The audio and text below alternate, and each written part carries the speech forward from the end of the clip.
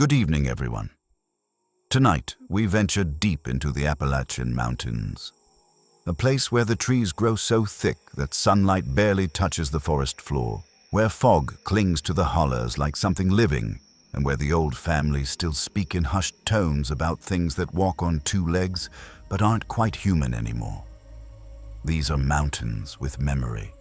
Mountains that keep secrets in their caves and valleys, in their abandoned coal towns and forgotten logging trails.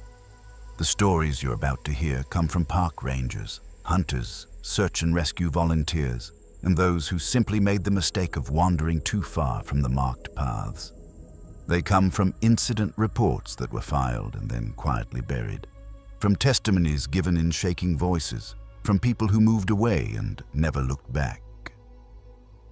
Some involve missing persons cases that remain open to this day.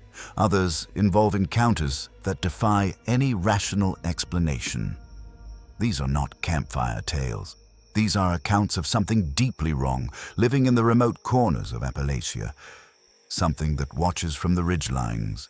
Something that mimics human voices in the dark. Something that has learned to hunt. If you're drawn to the kind of truth that lingers in the dark, make sure to subscribe. And stay with us tonight.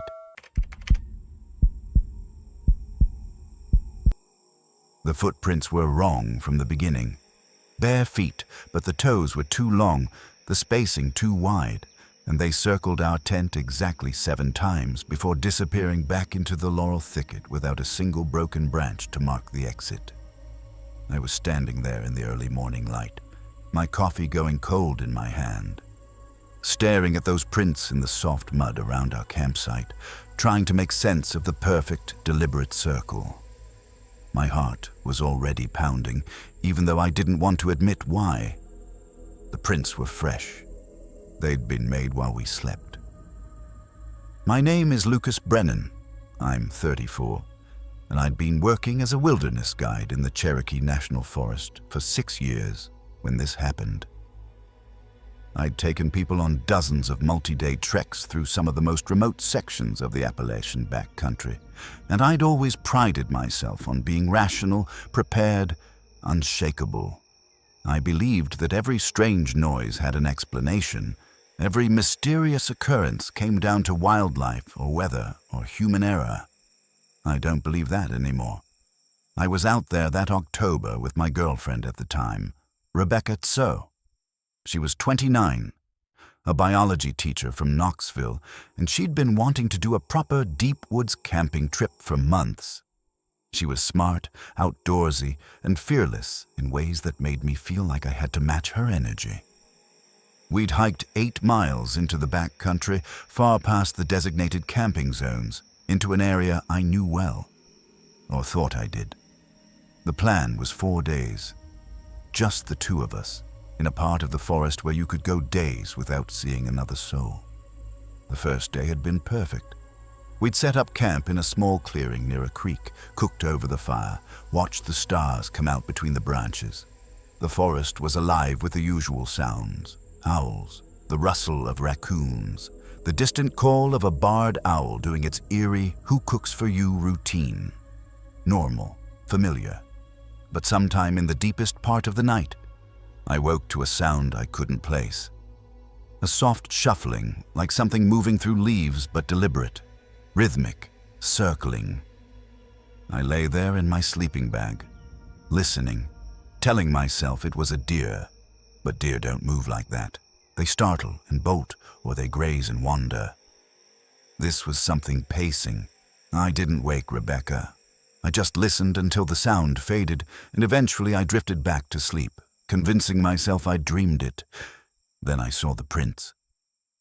Rebecca crawled out of the tent, saw my face, and immediately knew something was wrong. I pointed at the ground without saying anything. She crouched down, examined the prints, and her expression shifted from curiosity to confusion to something colder. "These aren't human," she said quietly. "They're shaped like human feet. Lucas, look at the arch. Look at the toe length. No human foot looks like this." She was right.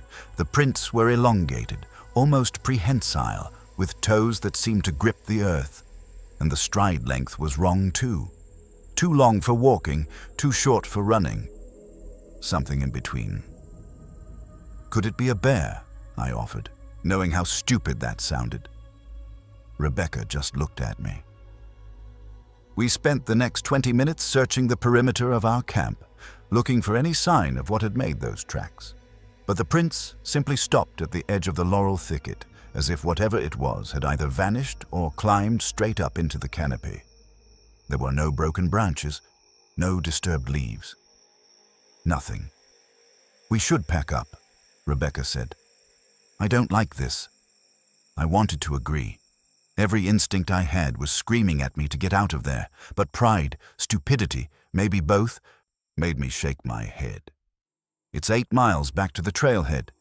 If we leave now, we're just going to be hiking through the woods all day, exhausted and paranoid.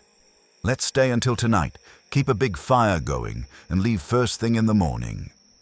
Rebecca didn't argue, but I could see the doubt in her eyes. We tried to go about our day normally. We filtered water from the creek, ate breakfast, took a short hike to a nearby overlook. But the forest felt different now. The silence was heavier. The shadows seemed darker, more layered, and I kept catching movement in my peripheral vision. Just flickers, like something ducking behind trees the moment I turned my head. Rebecca felt it too. She kept looking over her shoulder, and by mid-afternoon, we'd both stopped talking much. As the sun started to set, I built the fire up bigger than necessary, stacking logs into a pyre that threw light 30 feet in every direction. We sat close to it, not because we were cold, but because the idea of being in the dark felt unbearable. That's when we heard the voice. It came from somewhere beyond the firelight, maybe 50 feet into the woods. A man's voice. Calm, clear. "Hello, the camp." Old-fashioned phrasing. The kind of thing you'd say 100 years ago when approaching a stranger's fire. I stood up, my hand instinctively going to the hunting knife on my belt. "Who's there?" I called out. No answer. "If you need help, come into the light." Nothing. Just silence. And then, maybe 30 seconds later, the same voice, but from a completely different direction. "Hello, the camp." Rebecca grabbed my arm. "That's not possible." No one could move that fast without making noise. I knew she was right. The forest floor was covered in dry leaves. You couldn't take 2 steps without crunching something. But I'd heard the voice move. "We're not alone out here," I said, keeping my voice steady. "There are other people. It's just someone messing with us." But I didn't believe it. The voice came a third time from directly behind our tent. "Hello, the camp." This time, I heard something underneath the words. A wetness, a slight rasp. Like someone speaking through a mouthful of saliva, or with a throat that didn't quite work right. Rebecca stood up, her flashlight in one hand, a canister of bear spray in the other. "Show yourself, or we're leaving. Right now." The woods stayed silent. We didn't sleep that night. We sat by the fire, feeding it constantly, keeping it roaring. Every hour or so, we'd hear something moving in the darkness just beyond the light.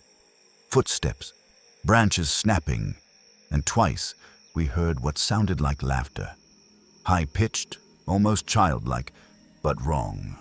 Too breathy, too sharp. At one point, around 3 in the morning, Rebecca grabbed my shoulder and pointed toward the edge of the clearing. I followed her gaze and saw them, some eyes. Multiple sets reflecting the firelight. Too high off the ground to be raccoons or foxes. Too far apart to be a single animal. They were at varying heights, scattered through the trees, and they didn't blink. They just watched. I threw a rock toward them, hard. It cracked against a tree trunk, and instantly the eyes vanished. But we could hear them moving, circling, staying just out of sight. "They're hunting us," Rebecca whispered. "They're waiting for the fire to die." I didn't argue. We kept the fire going until the first light of dawn started to filter through the trees. The moment there was enough light to see by, we tore down the tent, stuffed everything into our packs, and started hiking. Fast. We didn't talk. We just moved, keeping our eyes on the trail, trying not to think about what might be following us. But I could feel it. That pressure on the back of your neck. The certainty that you're being watched. About 3 miles from the trailhead, Rebecca stopped so suddenly I almost ran into her. She was staring at something off the trail, her face pale. I followed her gaze and felt my stomach drop. There was a tree about 20 feet into the woods, a big oak, and hanging from one of the lower branches was a deer carcass. Gutted, cleaned, the hide peeled back in neat sections. But it wasn't the deer that made my blood run cold. It was the way it had been displayed. The carcass was arranged almost ritualistically, the legs tied to branches to spread it open, the head removed and placed on the ground below, facing the trail, facing us. And around the base of the tree, scratched into the dirt, were symbols, circles and lines. Crude, but deliberate. "We need to run," Rebecca said. We did. We didn't stop until we reached the trailhead parking lot, threw our gear into the truck, and got the hell out of those mountains. I broke every speed limit getting back to town. That night, safe in my apartment in Gatlinburg, Rebecca looked at me and said, "We're not going back there, ever." I agreed. I filed a report with the Park Service the next day. Told them about the footprints, the voices, the eyes. The ranger I spoke to, an older guy named Gerald Kowalski, listened without interrupting, then gave me a look I'll never forget. "You camped near Panther Creek, didn't you?" I nodded. He leaned back in his chair. "You're not the first to report that kind of thing out there. We've had incidents, people hearing voices, seeing figures, finding livestock carcasses arranged in ways that don't make sense. The local families, the ones who've been in these mountains for generations, they have stories. They call them the hollow folk. Say they're people who went into the deep woods a long time ago and never came back out. Not the same, anyway." "You believe that?" He shrugged. "I believe something's out there, and I believe it's smart enough to stay away from crowds. That's why we don't publicize it. Can't have people panicking." Rebecca and I broke up 2 months later, not because of what happened, or maybe because of it in ways neither of us wanted to admit. She moved back to Knoxville. I kept working as a guide, but I've never taken clients into that part of the forest again. Officially, what we experienced is classified as a wildlife encounter with unknown origin. The Park Service sent a team out to investigate, and they found the deer carcass, the symbols, and more footprints, but the report was filed internally and never made public. I still think about those eyes in the darkness, the way they were spaced, the way they watched without blinking. I think about the voice that moved through the forest faster than any person could, and the laughter that didn't sound like it came from anything with lungs. I don't know what lives out there in the deepest parts of the Appalachian backcountry, but I know it's not animals, and I know it's been there a long time, long enough to learn how to hunt, how to watch, how to wait. If you've ever been deep in those mountains and felt like you were being followed, trust that instinct. Don't camp alone. Don't wander off trail, and if you hear someone call out to you from the darkness, don't answer, because whatever's calling isn't looking for help. It's looking for you. The photograph showed a little girl standing in the middle of a dry creek bed, barefoot, wearing a filthy nightgown, staring directly at the camera with eyes that were too wide, too empty. And when I checked the metadata, the picture had been taken 3 miles from the nearest road in a section of the Daniel Boone National Forest that had been closed to the public for 8 years. I was sitting in the county sheriff's office in Whitley County, Kentucky, staring at that photo on a laptop screen, and I couldn't stop the cold sweat from beading on my forehead. The picture had been found on a confiscated SD card during an unrelated investigation, mixed in with hundreds of landscape shots from a nature photographer who died 6 months earlier from a heart attack. No one had noticed it until a clerk digitizing evidence files flagged it as unusual. My name is Claire Ashford. I'm 41, and I've been a forensic analyst with the Kentucky State Police for 14 years.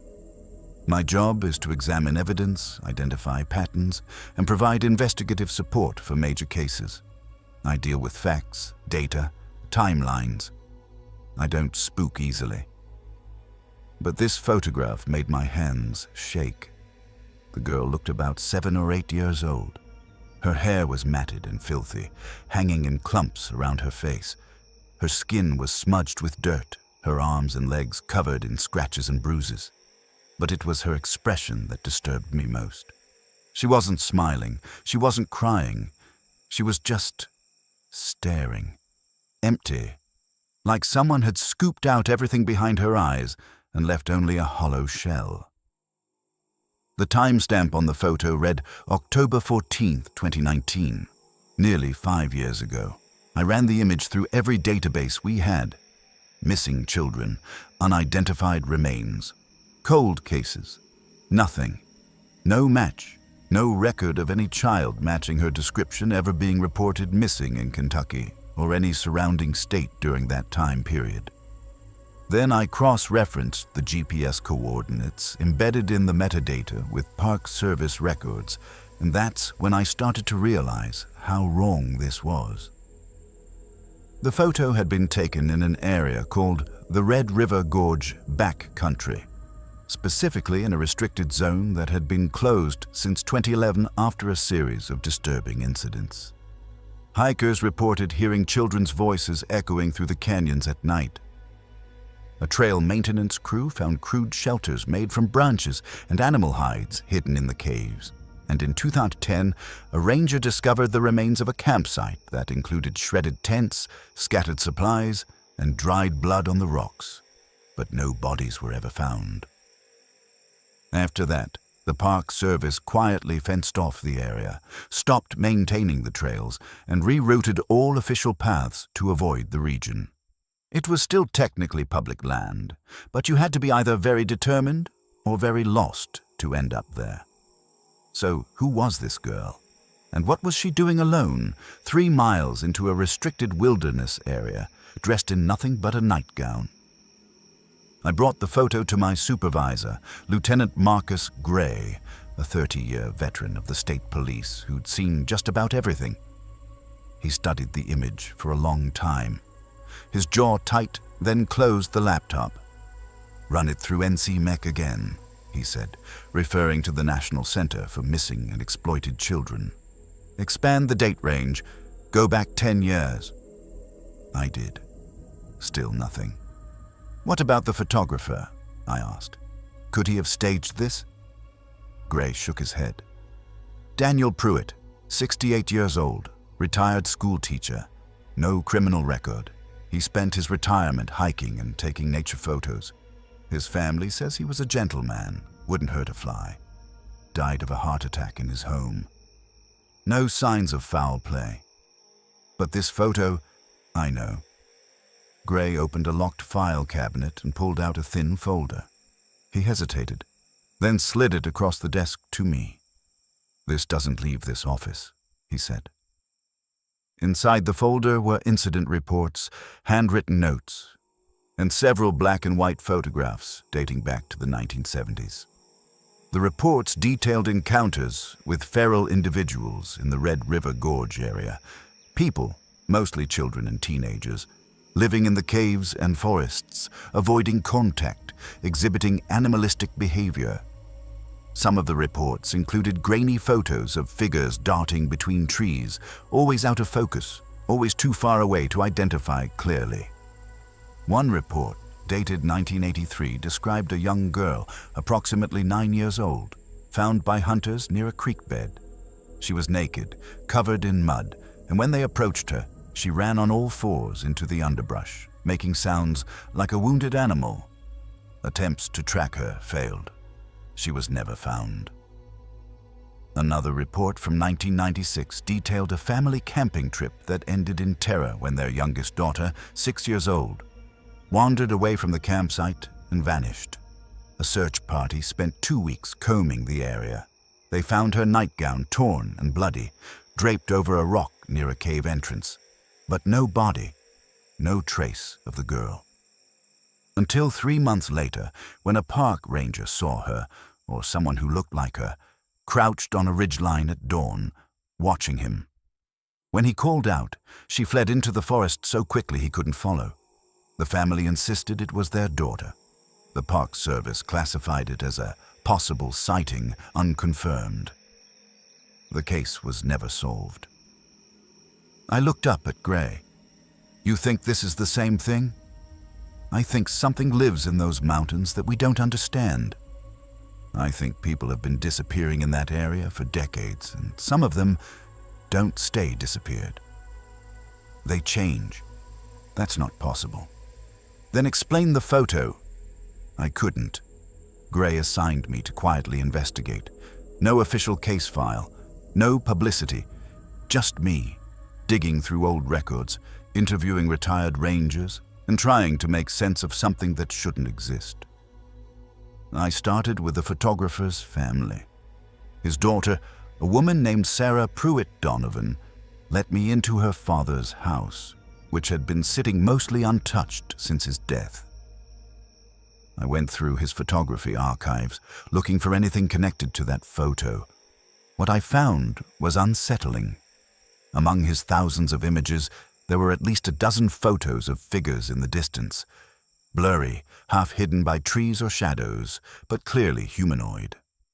Children mostly, always alone, always watching the camera. Sarah didn't know anything about them. Dad never mentioned seeing people out there, she said. He liked the solitude. That was the whole point. But the photos didn't lie. I decided I needed to see the location for myself. Against protocol, against common sense, I drove out to the Red River Gorge on a cold Saturday in early March. I parked at the closest access point, hiked past the faded area closed signs, and made my way into the back country. The forest was quiet. Too quiet. No bird song. No rustling in the underbrush. Just the sound of my boots on the dirt and my own breathing. I used the GPS coordinates from the photograph to navigate to the dry creek bed. It took me almost 2 hours of rough hiking, but I found it, the same rock formations, the same twisted tree roots, the exact spot where the girl had been standing. There was nothing there now. Just stones and dry leaves. But as I stood there, camera in hand, I felt it, that prickling sensation on the back of your neck, the certainty that you're not alone. I turned slowly, scanning the tree line, and I saw her. She was standing at the edge of the forest, maybe 40 feet away, partially hidden behind a thick oak tree. Same matted hair, same filthy nightgown, same hollow eyes, but she was older now, not 7 or 8, more like 12 or 13, taller, thinner, feral. I froze. We stared at each other for what felt like an eternity. I wanted to call out to her, to ask if she needed help, but something stopped me. Some primal instinct that told me speaking would be the wrong move. She tilted her head, studying me, and then she smiled. It was the worst smile I've ever seen. Not joyful, not friendly. It was the smile of something pretending to be human. And then she moved, not toward me, not away. She moved sideways, impossibly fast, darting from tree to tree, circling me, staying just at the edge of my vision.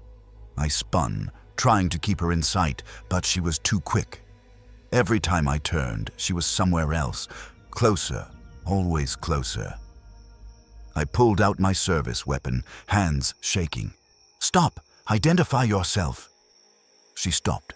She was standing 10 feet away now, directly in front of me, and I could see her clearly for the first time. Her eyes weren't empty anymore. They were sharp, hungry, calculating, and she wasn't alone. Behind her, emerging from the forest, were others. More children. Different ages, different stages of decay and filth, but all with that same expression, that same predatory intelligence. They formed a loose semicircle around me, blocking my path back to the trail. I did the only thing I could think of.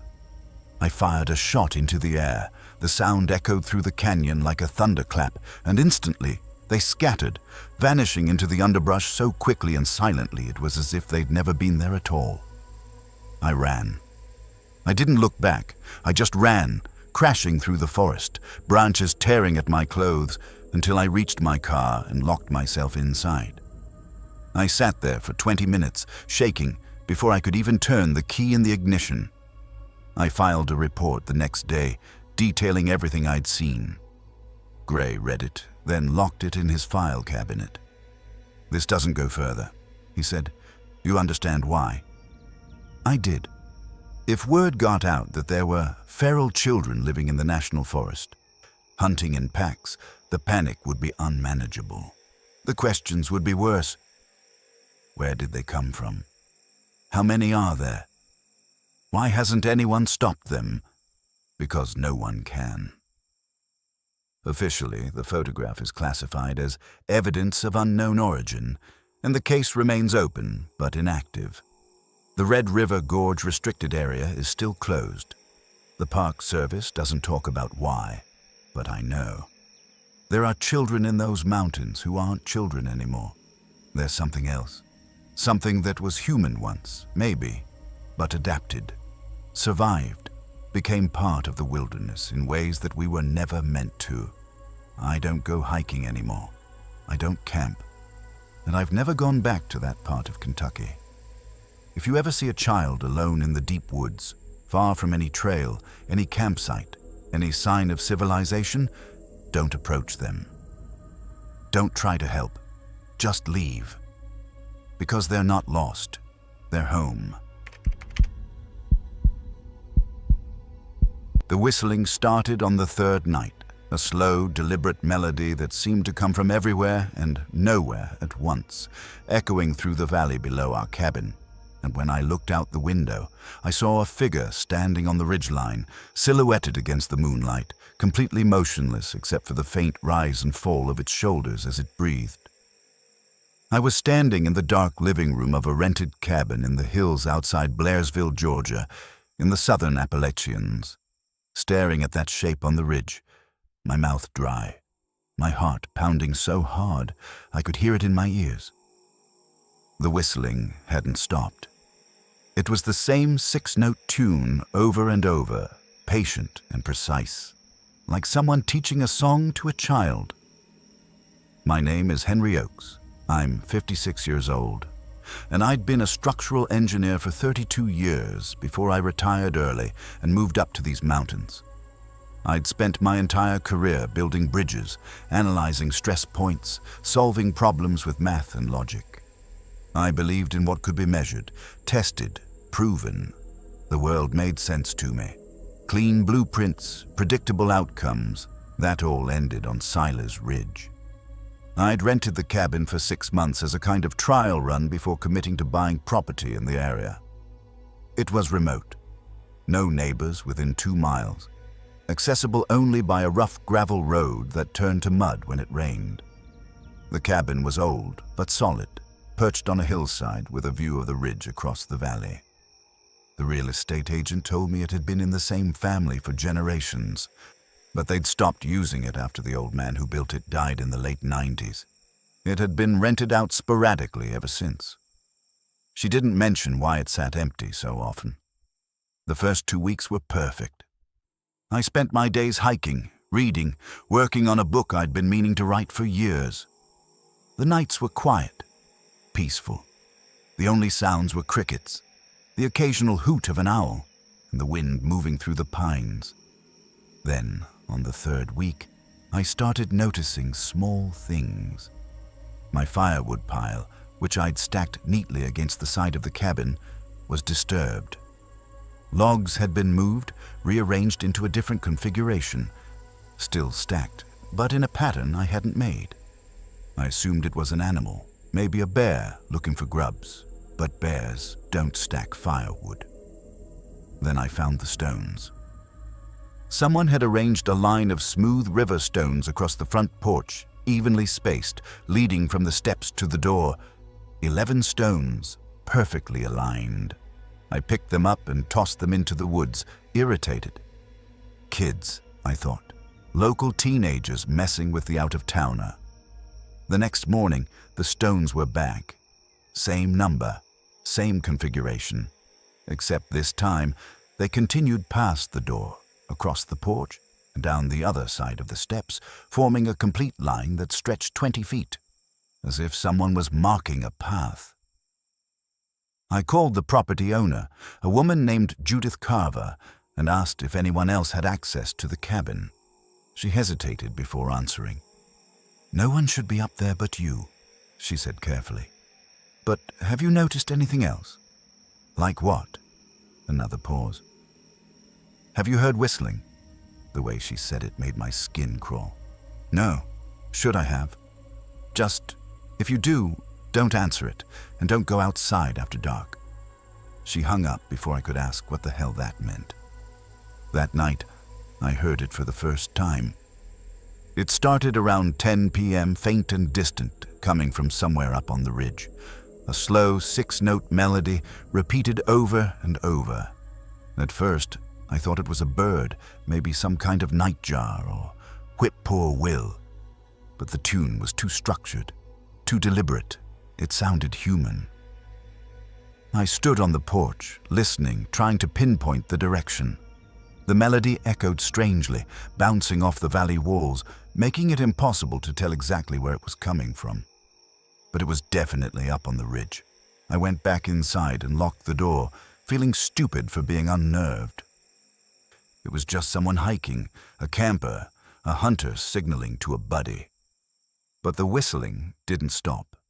It went on for hours, the same tune, over and over, until I finally fell asleep with a pillow over my head around 2 a.m. The next night, it started again. Same time, same melody. This time I decided to do something about it. I grabbed a flashlight and my phone and I walked out onto the porch, shining the light up toward the ridge. "Hey," I shouted, "I can hear you. This is private property." The whistling stopped. The silence that followed was worse. It felt heavy, expectant, like the entire forest was holding its breath. Then, slowly, the whistling started again. But this time, it was closer. Not on the ridge anymore. Somewhere in the woods between the cabin and the ridge. Moving, coming toward me. I went back inside and locked every door and window in the cabin. I sat in the dark with a hunting rifle I'd bought for bear protection, watching the tree line, my hands slick with sweat. The whistling circled the cabin. I could hear it moving through the woods, the melody staying consistent, never stopping, never changing. It made a complete loop around the property, then faded back up the ridge. It didn't come back that night. The next morning, I found handprints on the living room window, small, smudged, pressed against the glass from the outside, but the window was 8 feet off the ground. No one could reach it without a ladder. I called Judith Carver again. This time I demanded answers. She sighed, and I could hear the exhaustion in her voice. My grandfather built that cabin in 1947. He lived there alone for almost 40 years. Toward the end, he started telling people about the whistler. Said it would come down from the ridge at night, stand in the yard, and whistle for hours. He thought it was trying to lure him outside. One night, he went out with a shotgun to confront it. He came back inside 3 hours later, wouldn't talk about what happened. He died a week after that. Heart attack. What the hell is it? No one knows. My father thought Grandpa was senile, but other people in the area have reported it too, going back decades. Always the same, whistling at night, getting closer each time, trying to draw you out. The local families, the ones who've been here forever, they say it's a hollow man, someone who went into the deep woods and came back wrong. They say if you follow the whistling, you'll end up the same way. Why didn't you tell me this before I moved in? Because no one's heard the whistler in 15 years. We thought it was gone. I should have left that day, packed my things, driven back to Atlanta, and never looked back. But stubbornness, ego, whatever you want to call it, made me stay. I wasn't going to be driven out of my own cabin by some backwoods superstition. That was a mistake. The whistling came back every night for the next week, each time starting a little earlier, lasting a little longer, getting a little closer. I stopped going outside after dark. I covered the windows with blankets so I couldn't see out and nothing could see in. But I could still hear it. On the 8th night, the whistling stopped right outside the front door. I was sitting in the living room with the rifle across my lap, staring at the door, barely breathing. Then I heard scratching. Slow, deliberate, like fingernails dragging across wood. It moved across the door, down to the threshold, then along the base of the wall, and then a voice. Raspy, wet, barely human. Let me in. I didn't move, didn't answer. Let me in. It sounded like someone whose throat had been ruined, whose vocal cords had atrophied from disuse. The words were slurred, malformed, but unmistakable. Let me in. I sat there in the dark, gripping the rifle, sweat pouring down my face until the sun came up. When I finally opened the door the next morning, I found deep gouges in the wood, 4 parallel scratches that ran from the top of the door to the bottom. And on the porch, arranged in a perfect spiral, were the same river stones from before. Dozens of them now. I left that day. I didn't pack, I didn't clean. I just got in my truck and drove. I called Judith from a motel 50 miles away and told her I was breaking the lease. She didn't argue. She didn't ask for an explanation. I'll refund your deposit, she said quietly. I'm sorry. I really thought it was over. I never went back. 6 months later, I saw a news article online. A hiker had gone missing in the Chattahoochee National Forest, not far from Silas Ridge. They found his campsite abandoned, his gear scattered, and a trail of footprints leading up into the high country. The prints were barefoot. They stopped at a cliff edge. He was never found. Officially, what I experienced is classified as auditory phenomena of unknown origin, which is just bureaucratic speak for we have no idea. The cabin still gets rented out occasionally, but never for long. People leave early. They don't always say why. I live in a suburb of Asheville now, in a subdivision where the houses are 10 feet apart and the streetlights stay on all night. I don't go hiking anymore. I don't camp. And I've never gone back to those mountains. But sometimes, late at night when I can't sleep, I swear I hear it. Faint and distant, just on the edge of hearing. That same 6-note melody. Still whistling, still waiting. If you ever hear whistling in the mountains at night, don't go looking for the source. Don't answer. Don't step outside. Because whatever's calling isn't trying to communicate. It's trying to claim you. The trail camera showed 17 images taken over 4 hours, each one capturing a figure moving closer to the lens, and in the final frame, it was crouched directly in front of the camera, face pressed against the casing, eyes wide and reflective, mouth open in what could have been a grin or a snarl. And the timestamp was from 2 nights ago, half a mile from where I was standing right now. I was in a hunting blind in the Mark Twain National Forest in southern Missouri. Hands shaking as I scrolled through the images on my phone, my rifle leaning against the wall beside me, suddenly feeling inadequate. I'd retrieved the SD card from the trail camera that morning, expecting to see deer, maybe a coyote or a turkey. Instead, I got this. My name is Vincent Hollis. I'm 47 years old, and I've been bow hunting and tracking game in these Ozark Hills for 26 years. I grew up here, learned to hunt from my grandfather, and I know these woods the way some people know city streets. I've spent hundreds of nights alone in the back country, and I'd never felt unsafe. Not once. Until Copper Hollow. Copper Hollow is a remote drainage about 8 miles off the nearest forest road, accessible only by foot, through dense hardwood forest and limestone bluffs. It's good hunting, secluded, rarely visited, with a healthy deer population and a spring-fed creek that runs year-round. I'd been setting up cameras and scouting locations there for a few weeks in preparation for bow season. The area had a reputation, though. The old-timers in town wouldn't hunt there. When I mentioned Copper Hollow at the hardware store one afternoon, the guy behind the counter, an old man named Earl McAdams, just shook his head. "That's cache country," he said. Cache? What the hill folk used to call them. People who hid things, food, tools, sometimes other things. They'd live back in the caves and hollows, avoid towns, avoid people. Some say they're still back there. I laughed it off. Local legend. Every rural area has stories like that. But Earl wasn't laughing.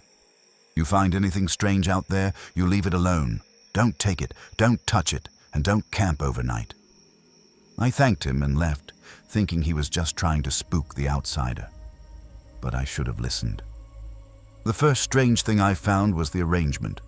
I'd hiked into Copper Hollow on a scouting trip in early September, moving through a section of the forest I hadn't explored yet.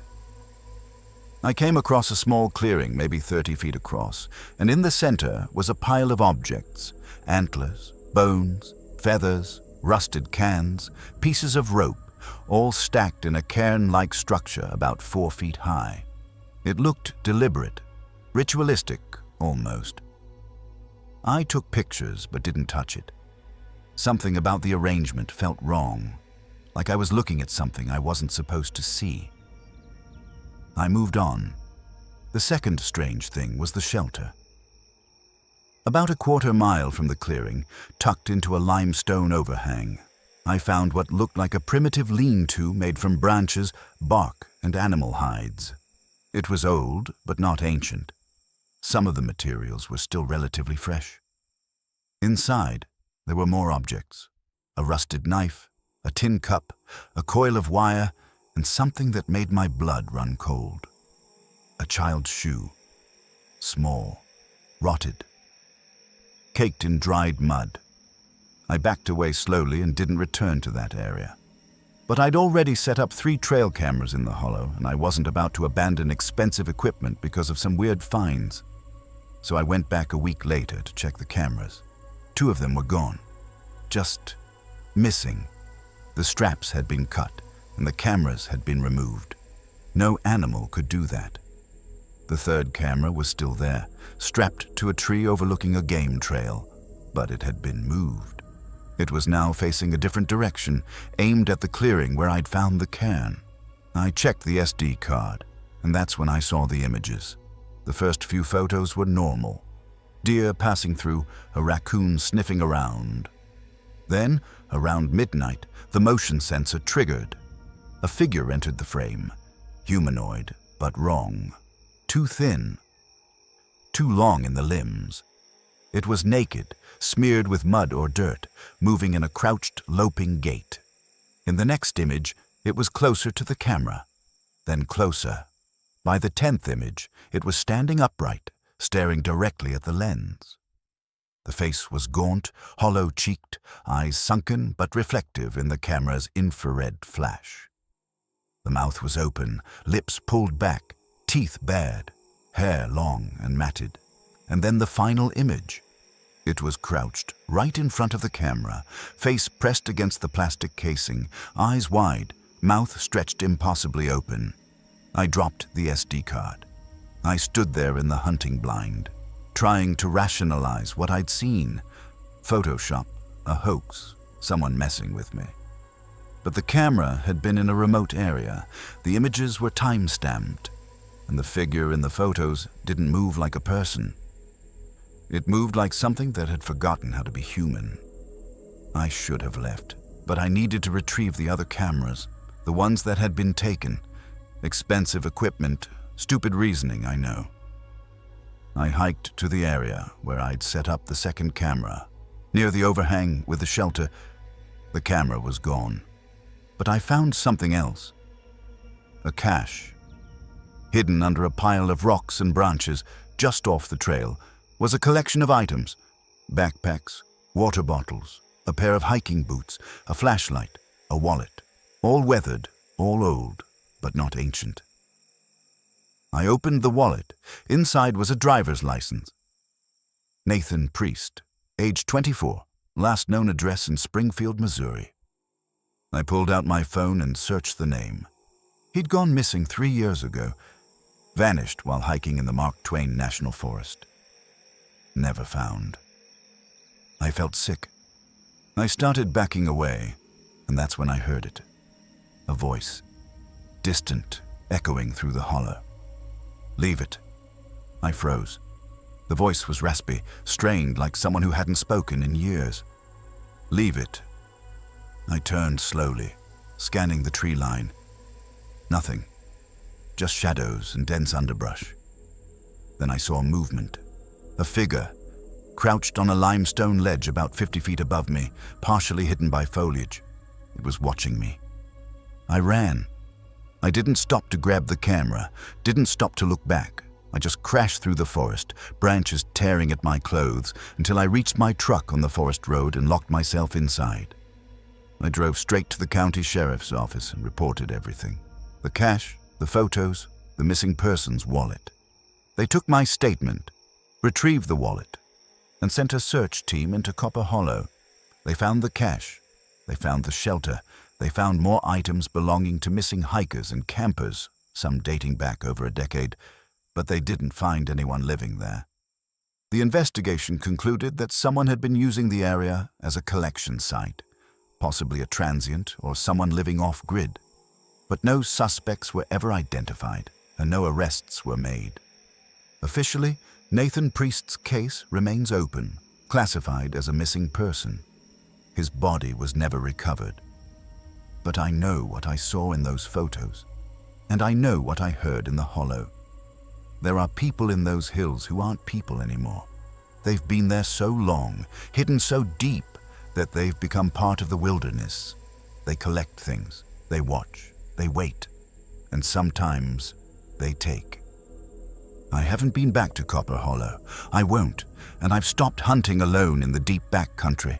If you ever find a cache in the woods, a pile of objects that doesn't belong, a shelter that looks like it's still in use, personal items that seem out of place, don't touch it. Just leave. Because whoever put it there is closer than you think, and they don't want you taking what's theirs.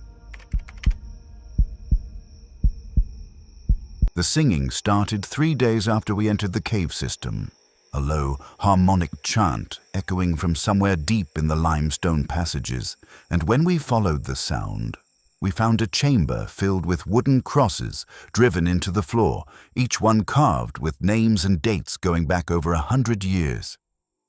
I was standing in the dark, my headlamp cutting a thin beam through the blackness, staring at those crosses, my breath coming in short, panicked gasps.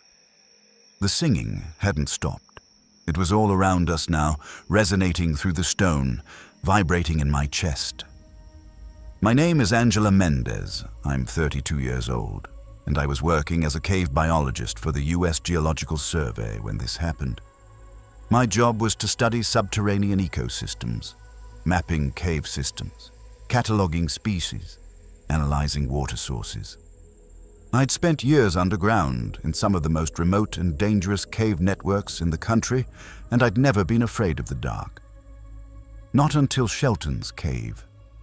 Shelton's Cave is an extensive limestone cave system in the Appalachian Mountains of West Virginia, part of a larger network that stretches for miles beneath the ridges. Most of it is unexplored, accessible only to experienced cavers, and it's known for tight squeezes, vertical drops, and unstable passages. It's also known for something else. Local stories say people went into those caves in the 1800s and never came out. Not because they got lost, because they chose to stay. I was part of a 3-person research team sent to survey a newly discovered section of the cave system. My colleagues were Dr. Simon Blackwell, a geologist in his late 50s, and Rachel Voss, a graduate student in her mid-20s studying cave-adapted organisms. We were planning a 5-day expedition, deep penetration, camping underground, collecting samples. The first 2 days were routine. We mapped passages, took water samples, documented formations. The cave was beautiful. Flowstone, stalactites, underground streams, everything you'd expect. On the 3rd day, we found the passage.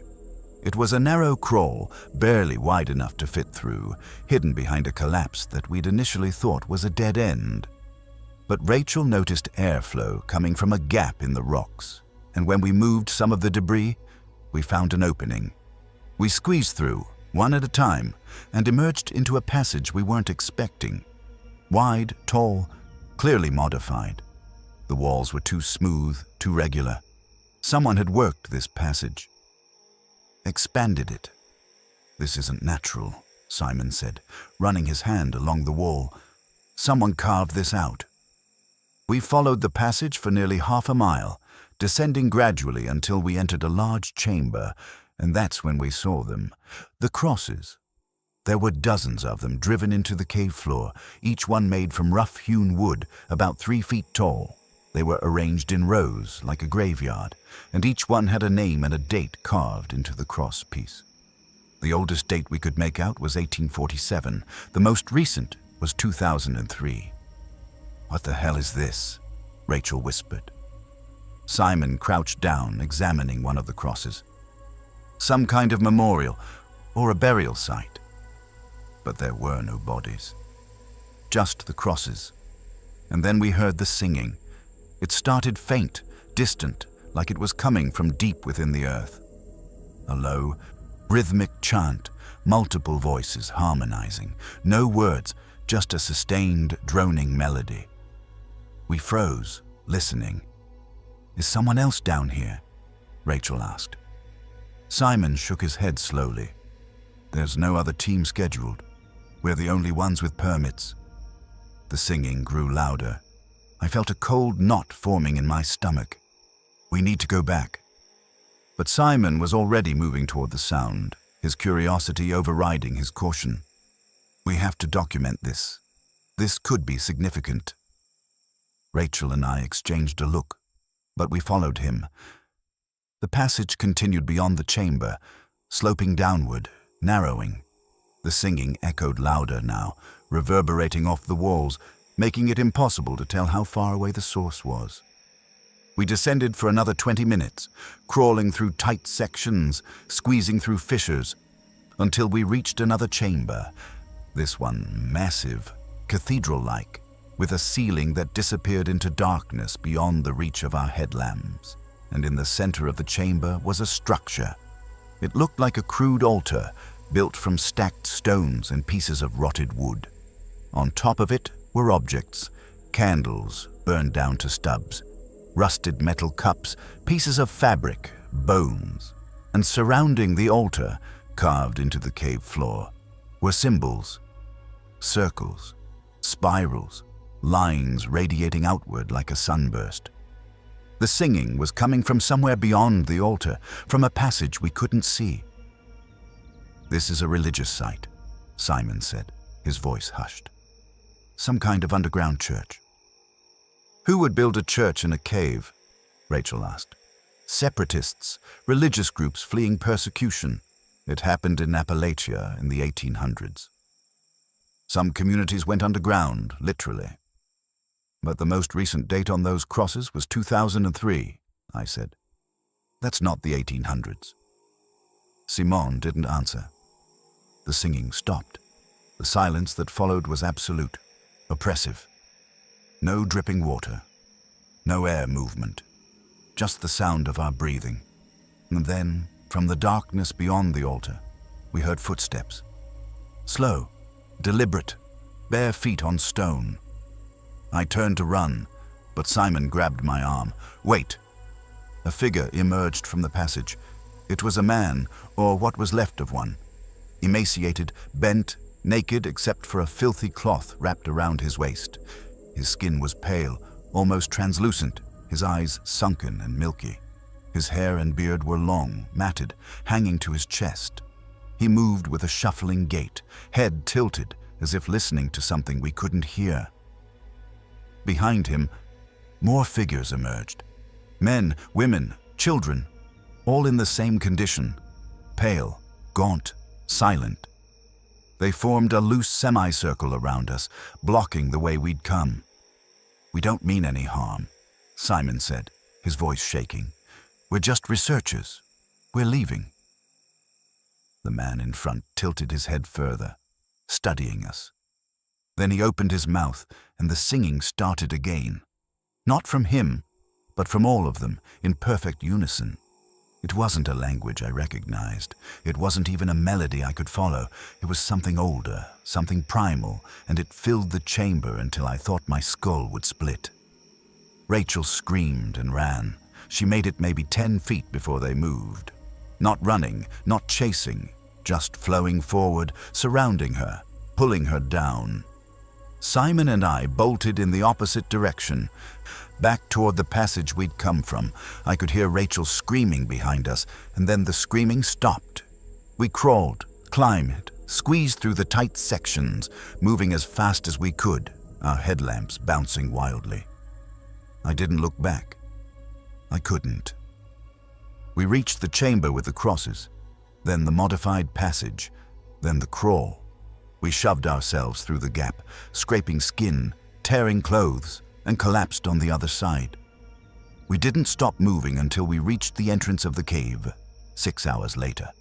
We called for a rescue team. We reported Rachel missing. A search party went in with experienced cavers and law enforcement. They found the modified passage.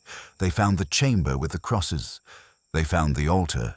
But they didn't find Rachel. They didn't find the people we saw. The search was called off after 4 days. The cave was deemed too dangerous for further exploration. Officially, Rachel Voss is listed as missing, presumed dead in a caving accident. The report mentions unstable passages and disorientation. It doesn't mention the crosses. It doesn't mention the altar. And it doesn't mention the people living in the deepest parts of that cave. Simon retired 2 months later. He won't talk about what happened. Last I heard, he'd moved to Florida and refuses to go underground for any reason. I quit my job with the USGS. I work in a lab now. Surface work only. But I still hear it sometimes. Late at night, when the world is quiet. That singing, low and harmonic, echoing from somewhere deep below. If you ever go caving in Appalachia, and you find signs of human habitation deep underground, crosses, altars, symbols carved into stone, turn around. Don't follow the singing. Don't try to make contact. Just leave. Because the people down there aren't looking for rescue. They're looking for congregation. And once you join them, you never come back.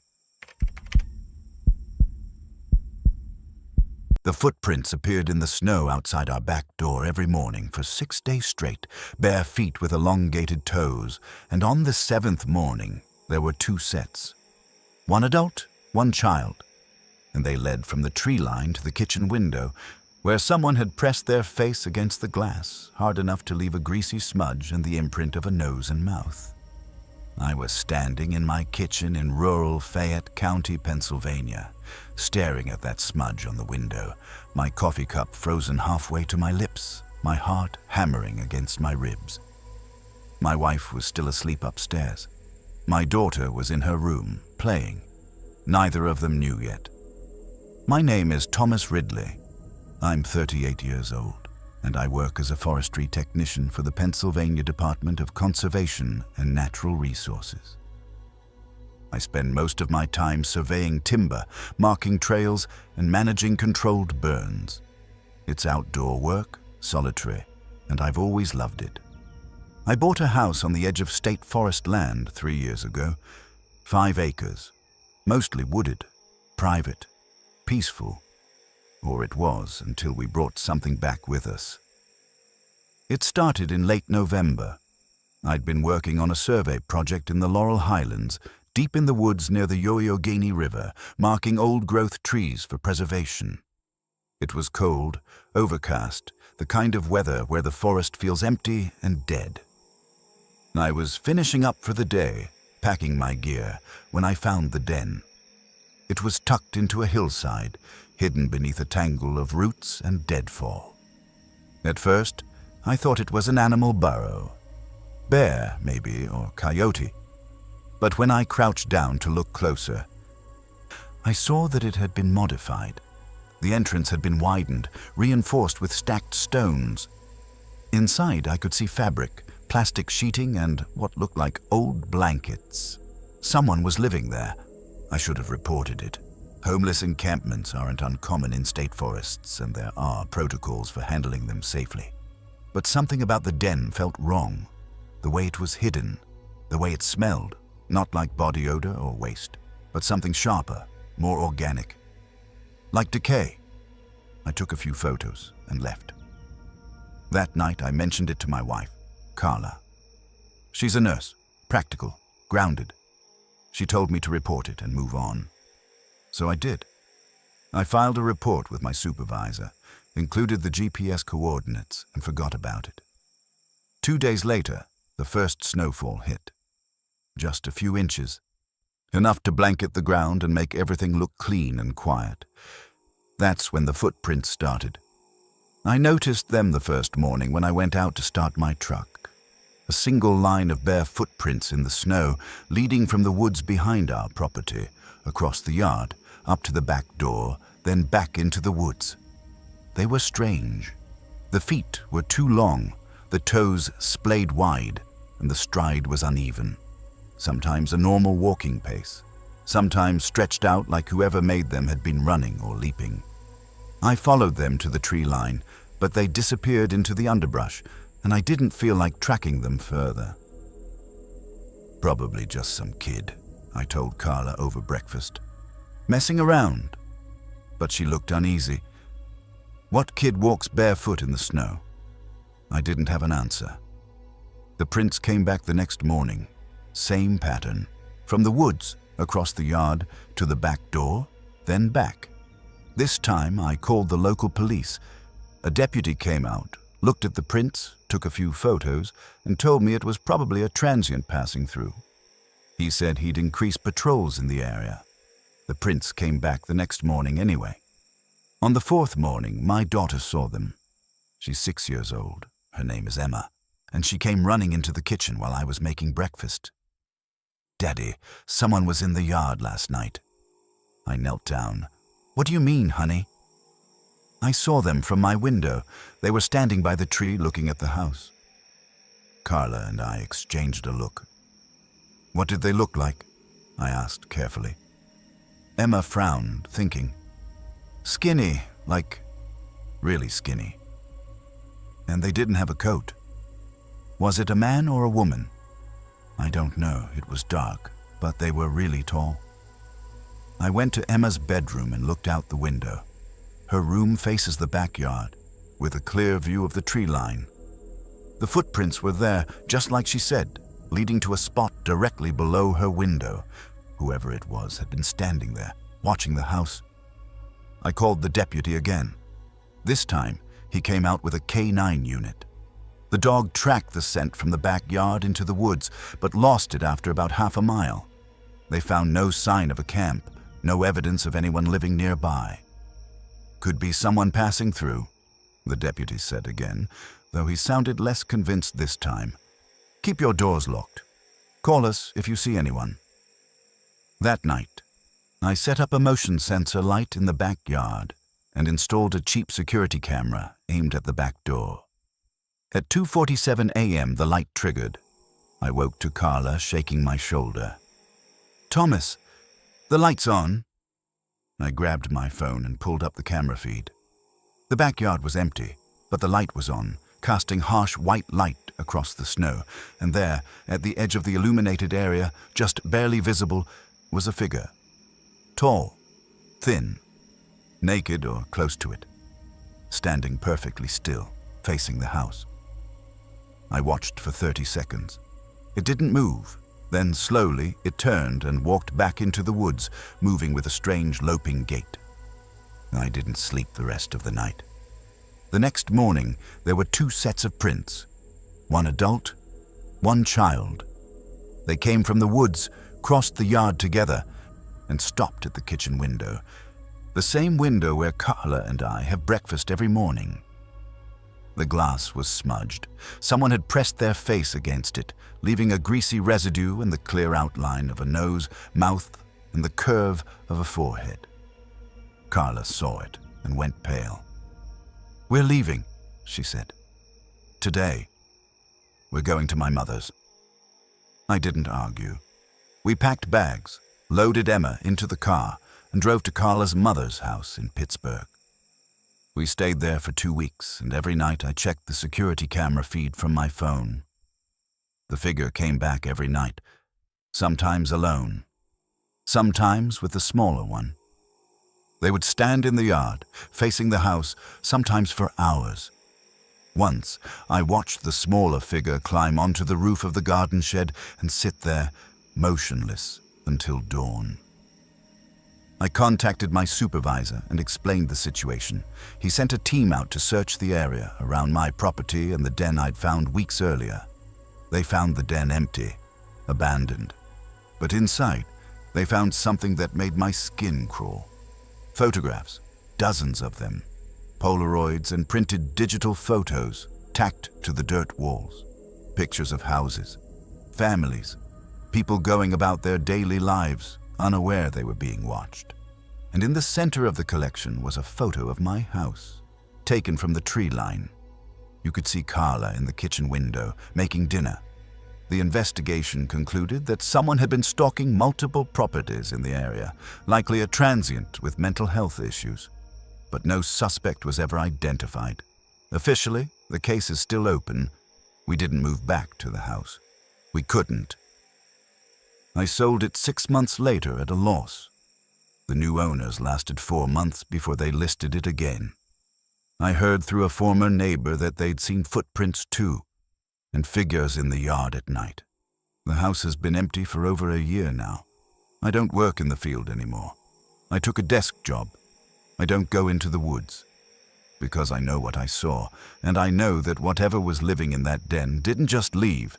It followed us home, and it's still out there, watching other families, other houses, other windows. If you live near the woods, and you start seeing footprints in your yard that don't belong, don't assume it's harmless.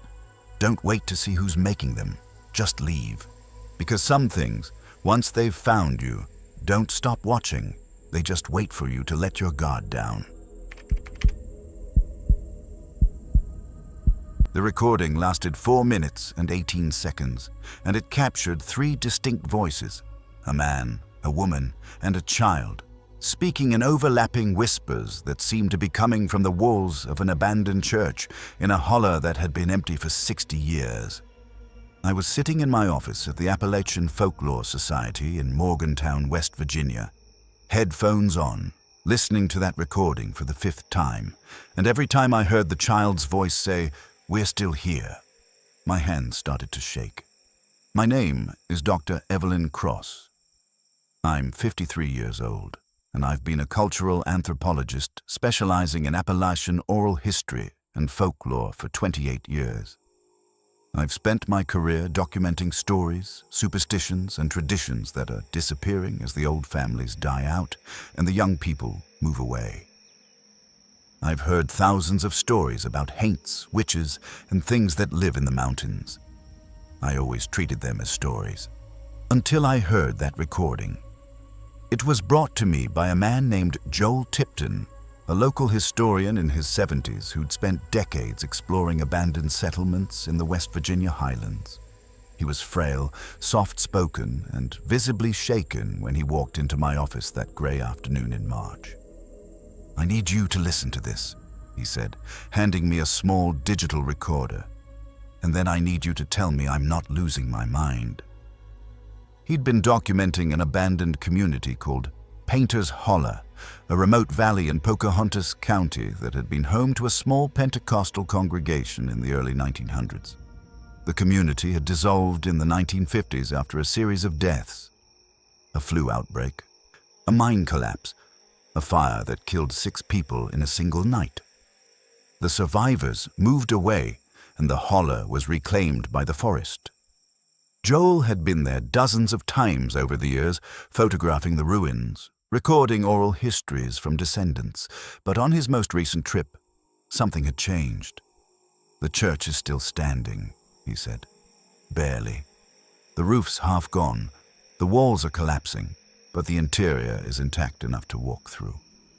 I went inside to take some measurements, and I started hearing voices. What kind of voices?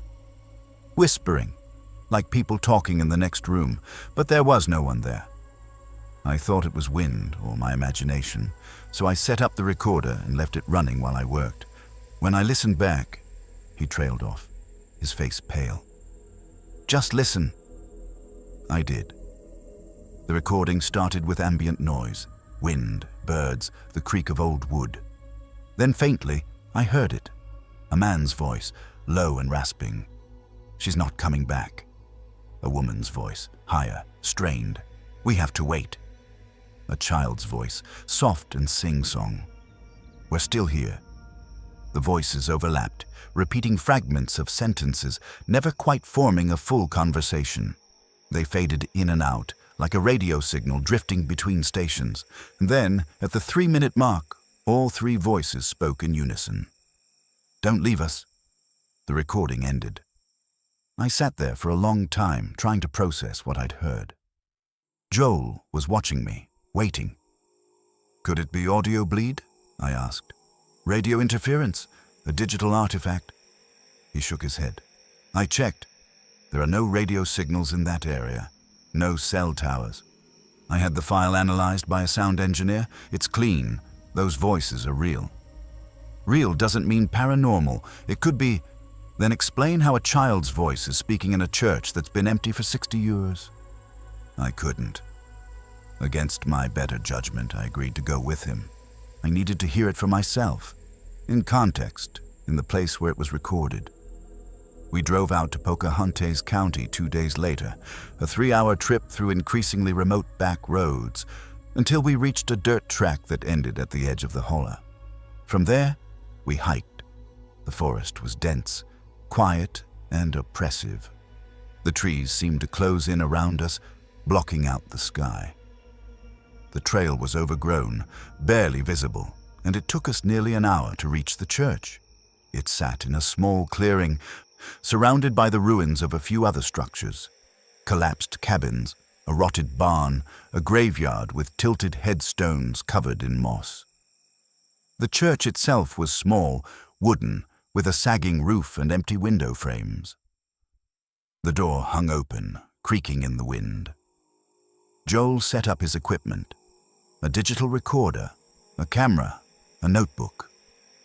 I followed him inside.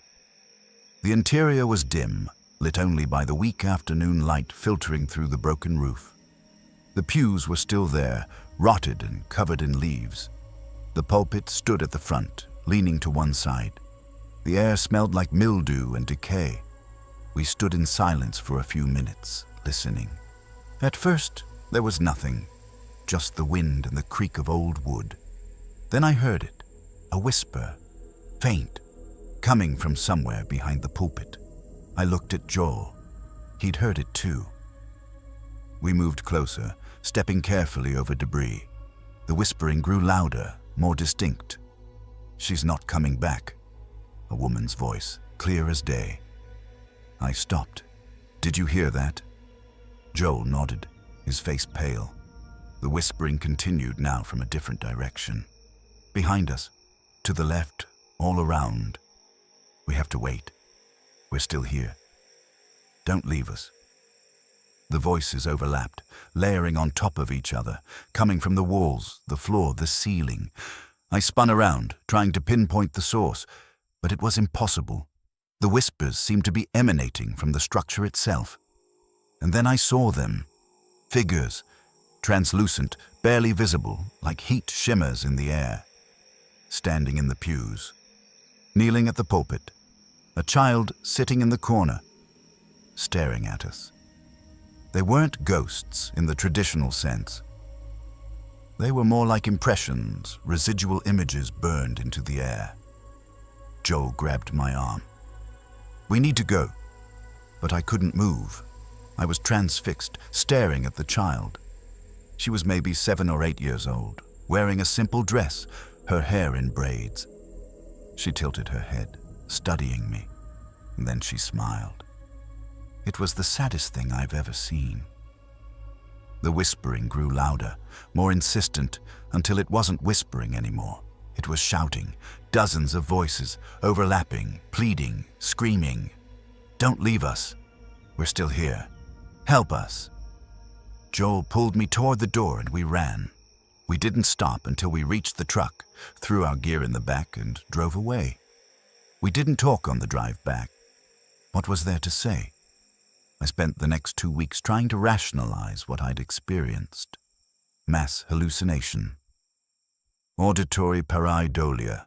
Environmental factors causing psychological distress. But I couldn't explain the recording. I couldn't explain the figures I'd seen.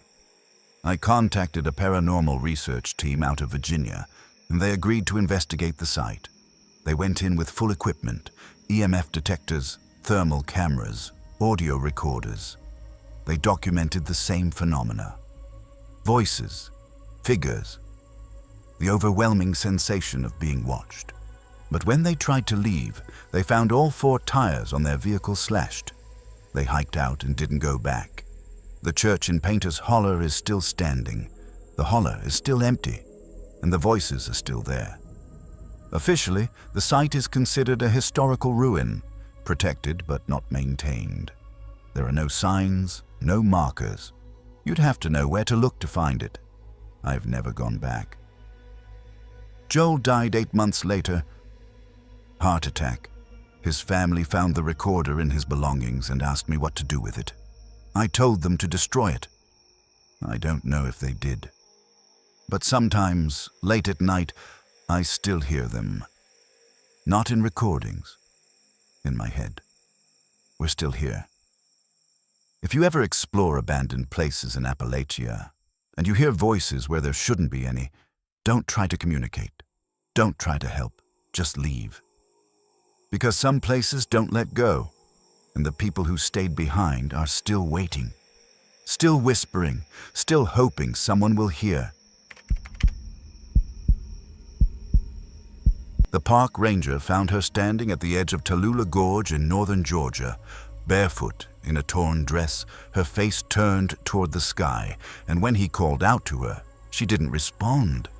She just stepped backward off the cliff and disappeared into the mist below without making a sound.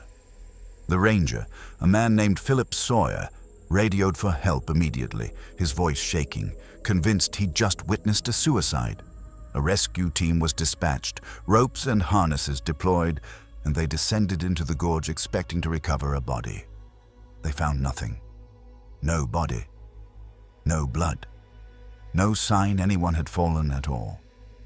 My name is Grace Whitaker.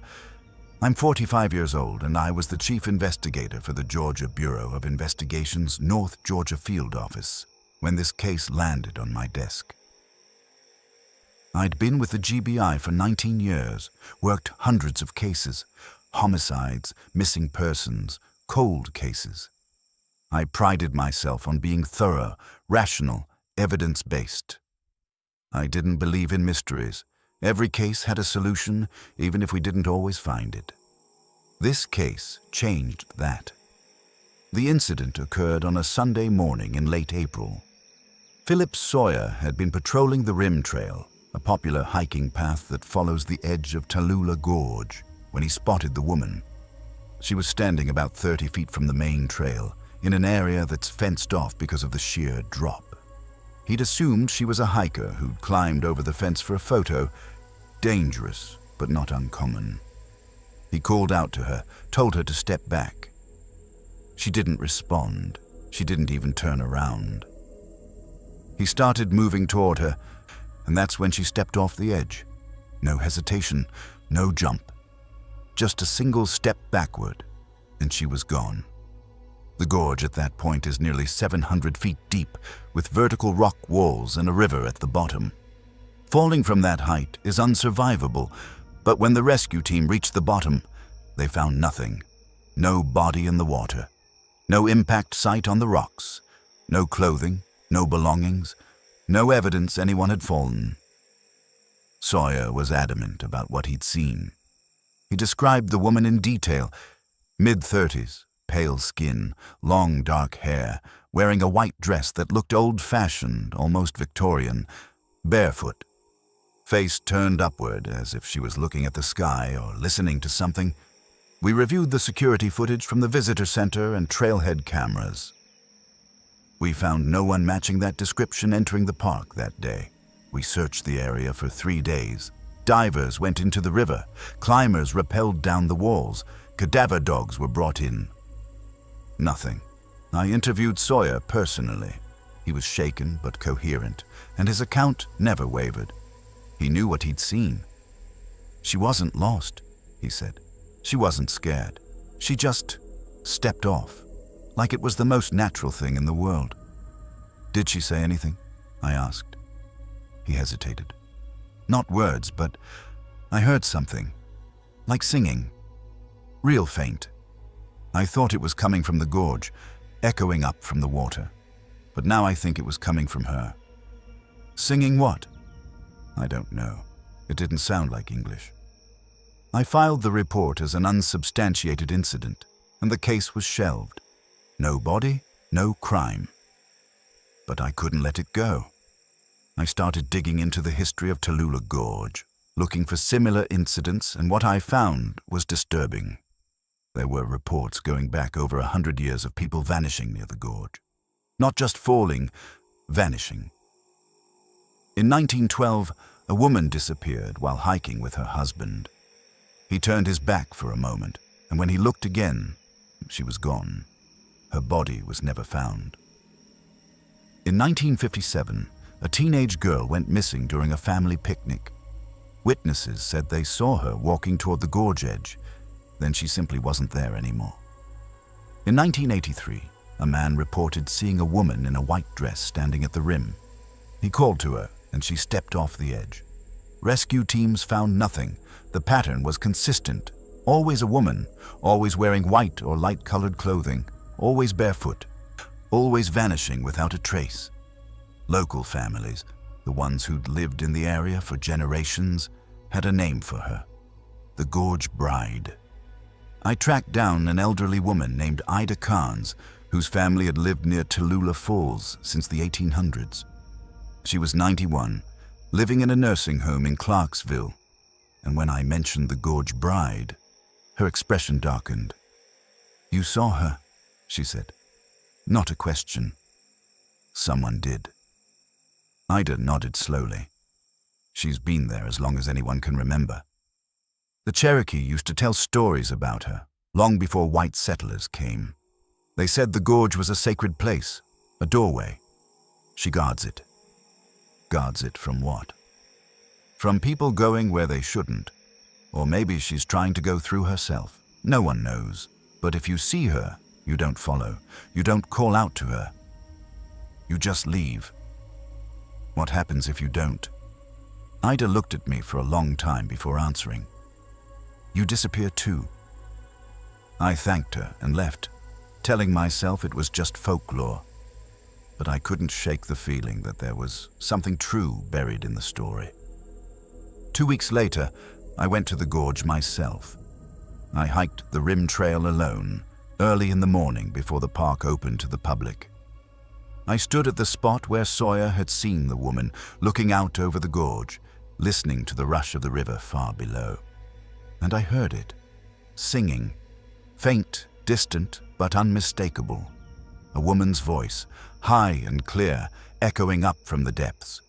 No words, just a melody, haunting, beautiful, and deeply sad. I looked over the edge, and for just a moment, I thought I saw her.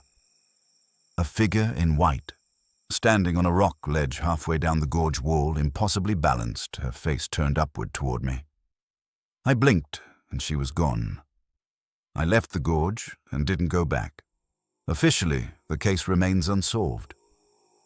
Philip Sawyer transferred to a different park 6 months later. He doesn't talk about what he saw. I retired from the GBI 2 years ago. I live in Atlanta now, far from the mountains, but I still think about her. The Gorge Bride. Standing at the edge, barefoot, listening to something only she can hear. I think about all the people who vanished near that place over the years, and I think about the ones who saw her just before they disappeared. Were they taken? Did they follow her? Or did they step off the edge willingly, drawn by something we can't see or understand? I don't know. But I know this. There are places in Appalachia where the world is thinner, where the boundary between here and somewhere else isn't as solid as we'd like to believe. Tallulah Gorge is one of them. If you ever visit and you see a woman in white standing near the edge, don't call out to her. Don't try to help. Just turn around and leave, because she's not lost. She's waiting. And if you follow her, you'll never come back. The photographs were stored in an old shoebox, black and white images from the 1960s, and they showed the interior of a smokehouse on a family farm in eastern Tennessee. And in every single photo, if you looked closely at the shadows in the corners, you could see faces, dozens of them pressed against the wooden walls, mouths open, eyes wide. I was sitting at my grandmother's kitchen table in Sevierville, Tennessee, going through boxes of old family photos after her funeral, and when I found that shoebox tucked under a stack of quilts in the attic, I felt my stomach turn. My name is Michael Brenner. I'm 29 years old, and I grew up hearing stories about my great-grandfather's farm, a remote property in the foothills of the Great Smoky Mountains that had been in our family for over 100 years. The farm was sold in the early 1970s after a series of tragedies: a barn fire that killed livestock, a tractor accident that injured my great-uncle, and finally, the death of my great-grandfather himself, who was found dead in the smokehouse under circumstances that were never fully explained. I'd never seen the farm. It was torn down decades ago, and the land was absorbed into a larger property. But my grandmother kept photos, dozens of them, documenting life on the farm in the 1950s and 60s.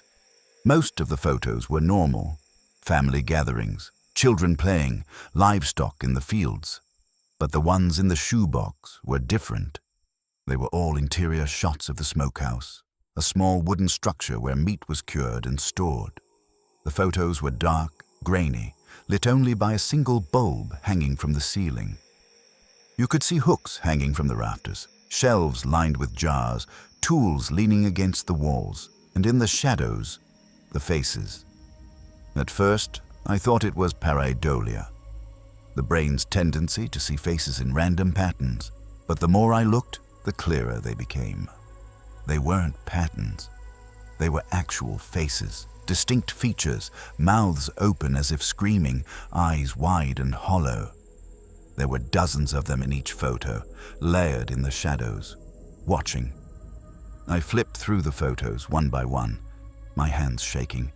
There were 23 images in total, all taken in the same location, all showing the same phenomena. On the back of one photo, in my grandmother's handwriting, was a single sentence: "Daddy wouldn't go in there anymore." I called my uncle, Robert Brenner, the only surviving member of that generation who still lived in the area. He was 76, a retired electrician, and he'd grown up on the farm.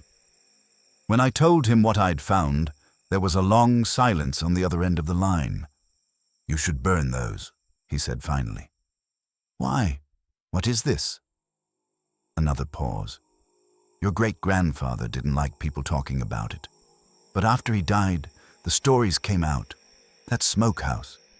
Something was wrong with it. People who went inside said they heard voices, felt like they were being watched. Your great-grandmother refused to set foot in there. Said it made her feel sick. But what are the faces?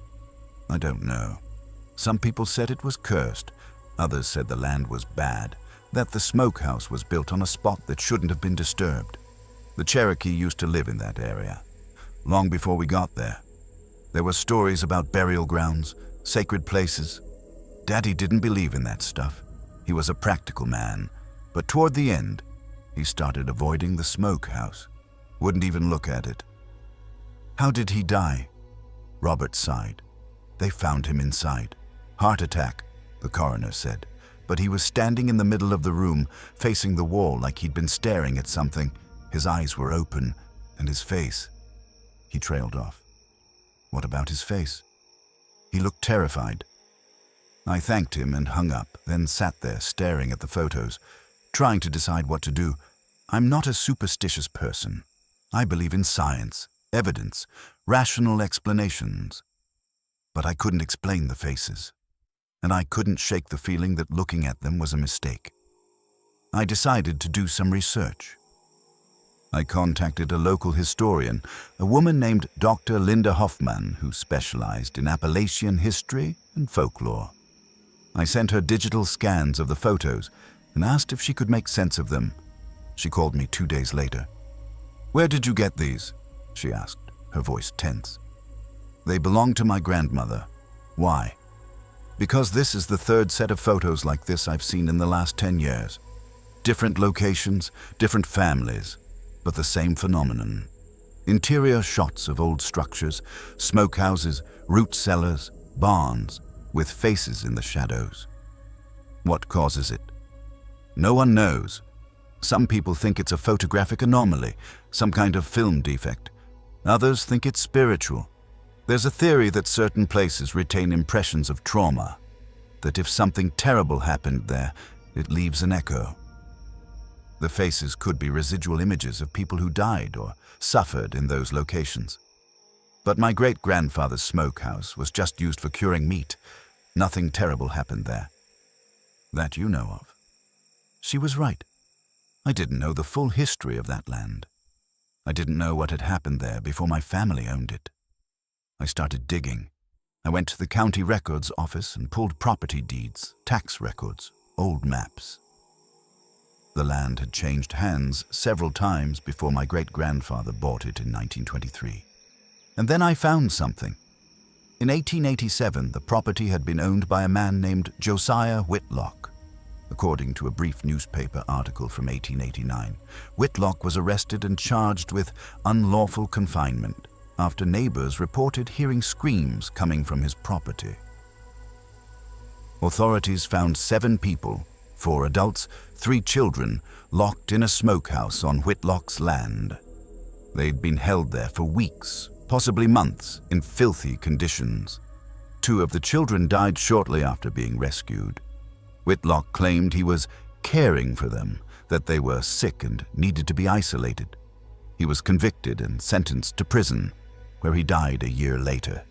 The smokehouse was torn down, but a new one was built on the same site years later. The same site where my great-grandfather's smokehouse stood. I felt sick reading the article.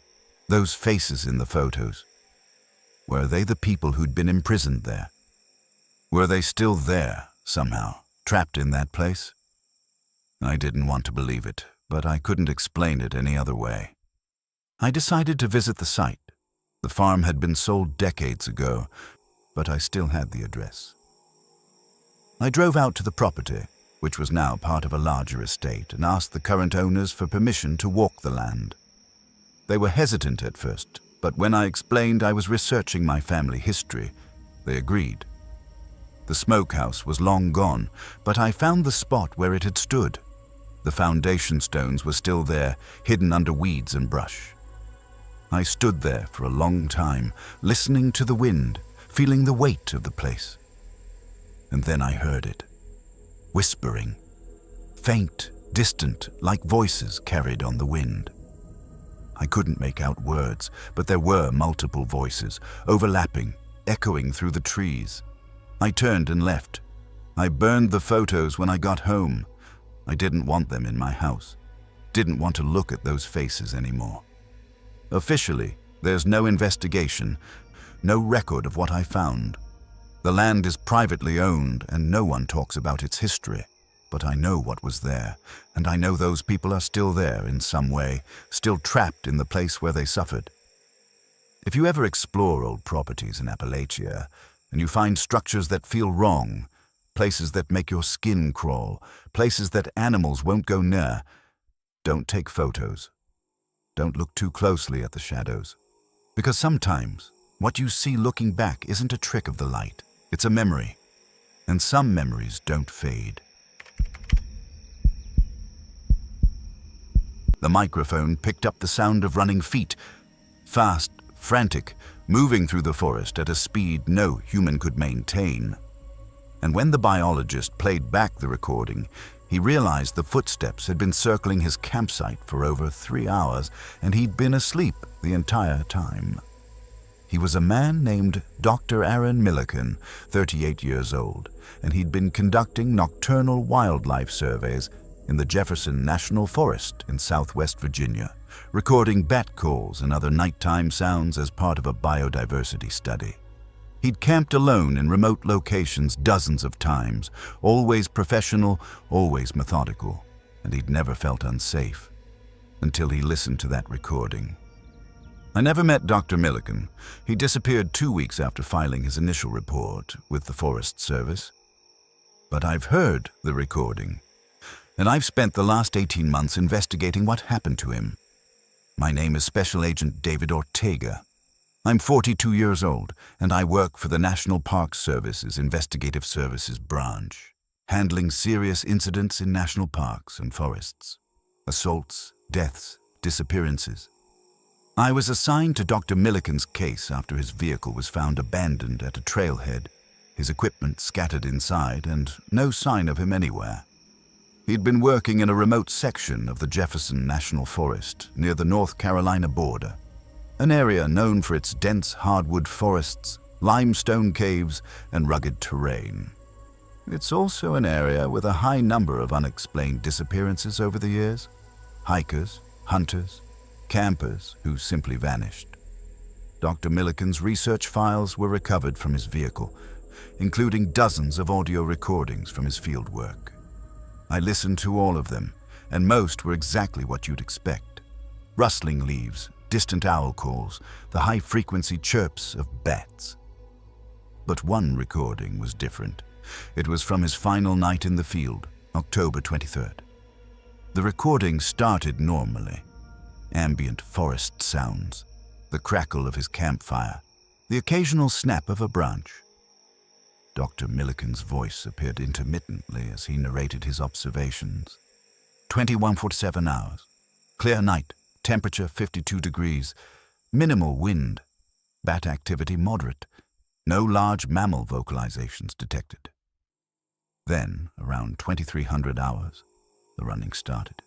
At first it was distant, barely audible, the rhythmic thud of feet on soft ground, moving fast. It grew closer, passing near the microphone, then fading into the distance. Then it came back. For the next 3 hours, the footsteps circled Dr. Milliken's campsite, sometimes close, sometimes far, but always moving, always at that same frantic pace. The pattern was deliberate, a wide loop around the camp, repeated over and over. Dr. Milliken didn't wake up. His breathing, faintly audible in the background, remained steady. He slept through the entire event. At 3:47 hours, the footsteps stopped. There was silence for 30 seconds. Then, a voice.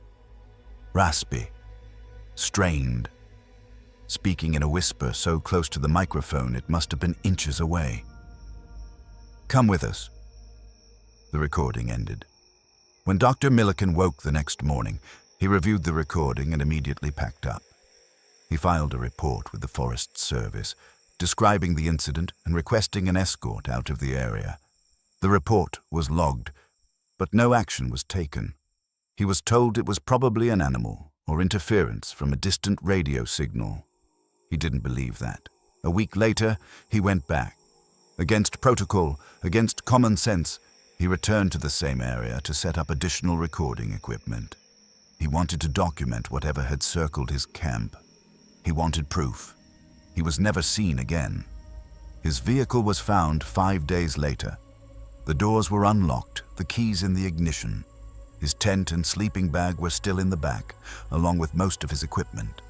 But his field recorder and microphones were gone. We searched the area for 2 weeks. Helicopters, search dogs, ground teams. We covered hundreds of square miles. We found nothing, no body, no signs of struggle, no clothing, no belongings, no indication of where he'd gone. But we did find something else. About a mile from where his vehicle was parked, we discovered a trail camera that didn't belong to Dr. Milliken. It was strapped to a tree pointing at a narrow game trail, and it had been there for months, maybe years. The casing was weathered, covered in moss. We retrieved the SD card. The camera had captured thousands of images: deer, bears, foxes, the usual wildlife. But scattered throughout were images of people, not hikers, not hunters. Figures moving through the forest at night, naked or nearly so, gaunt, moving on all fours or in a crouched, loping gait. In one image, a figure was staring directly at the camera, face illuminated by the infrared flash.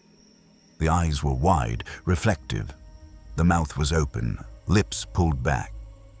In another image, there were 5 figures standing in a line, facing the camera, motionless.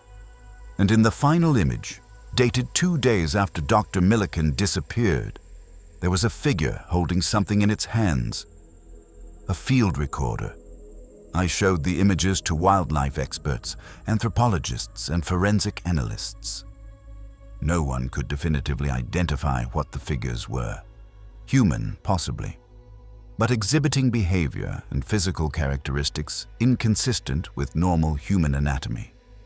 The case remains open, classified as a missing person investigation. Dr. Milliken's family has been notified, but no remains have been recovered. Officially, he's presumed dead. But I don't think he's dead. I think he's out there, in those mountains, changed into something that isn't quite human anymore. I've spent months reviewing reports of feral individuals in Appalachia, going back decades. Accounts of people living in caves, avoiding contact, exhibiting animalistic behavior. Some researchers believe they're people who went into the wilderness and adapted, became part of it in ways we don't fully understand. Others believe they were never fully human to begin with. I don't know which explanation is correct. But I know that Dr. Milliken went into those mountains looking for answers, and whatever he found took him. If you're ever camping alone in the backcountry and you hear the sound of running feet circling your camp at night, don't go looking. Don't call out, just pack up and leave. Because whatever's out there isn't trying to scare you. It's deciding whether to take you. And if it does, you won't come back. Not as yourself.